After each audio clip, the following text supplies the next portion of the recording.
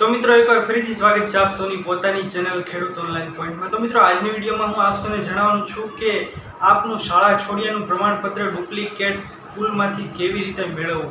એટલે કે મિત્રો તમે અગાઉ ભણતા હતા 1985 1986 2010 2009 તમે અગાઉ ભણતા હતા અને ત્યારે જે તમને લિવિંગ સર્ટિ આપવામાં આવેલું હતું તે તમારાથી ખોવાઈ ગયું, ફાટી ગયું, તૂટી ગયું અથવા તો તે લિવિંગ સર્ટિ તમે ત્યાંથી મેળવ્યું જ નથી, તો તે ડુપ્લિકેટ લિવિંગ સર્ટિ તમે કેવી રીતે મેળવી શકો છો તેની તમામ માહિતી હું આપ સૌને આજની આ વિડીયોમાં દેવાનું છું। જો ફ્રેન્ડ્સ આપ સૌ મારી ચેનલ પર નવા આવ્યા હો તો ચેનલને સબસ્ક્રાઇબ કરીને બાજુમાં આપેલા બેલ આઇકનને પણ પ્રેસ કરી દેજો, જેના લીધે આપ સૌને ખેતીવાડીને લગતી તથા સહાયને લગતી વિડીયો જલ્દીથી જલ્દી મળી શકે। તો ચાલો મિત્રો આજની આ વિડીયોને શરૂ કરીએ।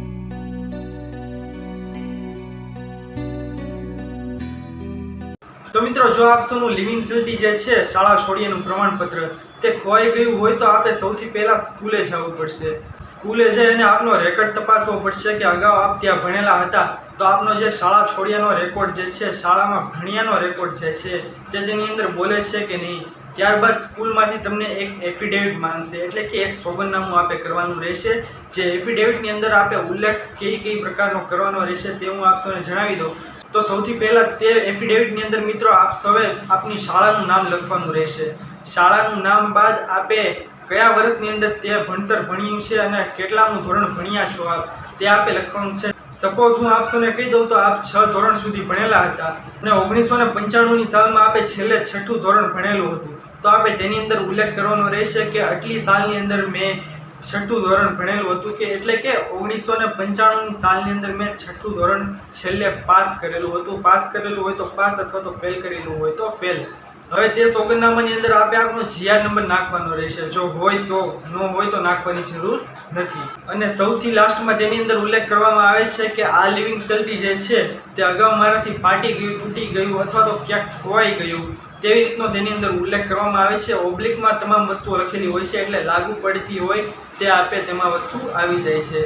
તો મિત્રો તેવી રીતનો તેની અંદર ઉલ્લેખ કરવામાં આવે છે સોગંદનામાની અંદર। હવે તે સોગંદનામું આપે નોટરી રૂબરૂ સહી સિક્કા કરાવવા પડે છે અથવા તો તમારે મામલતદાર રૂબરૂ સહી સિક્કા કરાવવાના રહે છે।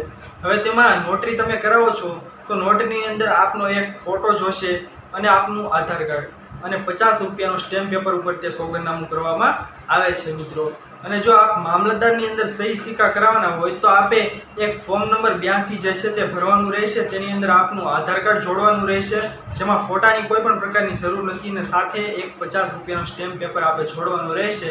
હવે તે મામલતદાર કચેરીની અંદર આપે જનસેવા કેન્દ્રની અંદર જવાનું રહેશે અને ત્યાં આપે રૂબરૂ સહી સિક્કા કરવાના રહેશે, એટલે કે જે કોઈ પણ વ્યક્તિ સોગંદનામું કરે છે તેને રૂબરૂ ત્યાં જવું પડશે। અને મિત્રો જે કોઈ પણ વ્યક્તિનું સ્કૂલ લિવિંગ સર્ટિફિકેટ કઢાવવાનું છે તે પોતે જ સોગંદનામું કરે તેવું તેમાં નથી હોતું, તેની વતી તેના ફાધર, મધર અથવા તો તેના ભાઈ બહેન પણ કરી શકે છે। તેમાં તેવું કંઈ ફરજિયાત નથી હોતું કે જે કોઈ પણ વ્યક્તિનું સ્કૂલ લિવિંગ સર્ટિ મેળવવાનું છે તે પોતે જ સોગંદનામું કરે। આ મિત્રો એવું નથી, તેના વતી તેના માતા પિતા, ભાઈ બહેન ગમે તે વ્યક્તિ સોગંદનામું કરી શકે છે। ત્યારબાદ મિત્રો તેની અંદર નોટરી રૂબરૂ અથવા તો મામલતદાર રૂબરૂ સહી સિક્કા થઈ ગયા બાદ આપે તે શાળામાં પ્રિન્સિપલને તે સોગંદનામું દેવાનું રહેશે અને ત્યારબાદ ત્યાંથી આપ આપનું લિવિંગ સર્ટિ અથવા તો જે કોઈ પણ વ્યક્તિનું લિવિંગ સર્ટિ મેળવવાનું હોય તો આપ ત્યાંથી મેળવી શકો છો મિત્રો। આશા કરું છું કે આપ સૌને આ વિડીયો પસંદ આવ્યો હશે અને જો પસંદ આવી હોય તો વિડીયોને એકવાર લાઇક જરૂર કરજો। ચેનલ પર જો નવા આવ્યા હો તો ચેનલને સબસ્ક્રાઇબ કરીને બાજુમાં આપેલા બેલ આઇકન પણ પ્રેસ કરી દેજો, જેના લીધે આપ સૌને ખેતીવાડીને લગતી તથા સહાયને લગતી વિડીયો જલ્દીથી જલ્દી મળી શકે। અને મિત્રો જે કોઈ પણ વ્યક્તિના માહિતી વિશે ખબર ન હોય તેના સુધી શેરના બટન વડે ક્લિક કરીને આ માહિતીને જરૂર પહોંચાડી દેજો, જેનાથી તેને પણ મદદ મળી શકે। તો મિત્રો મળીએ હવે પછીના વિડીયોમાં, ત્યાર સુધી જય હિન્દ અને વંદે માતરમ।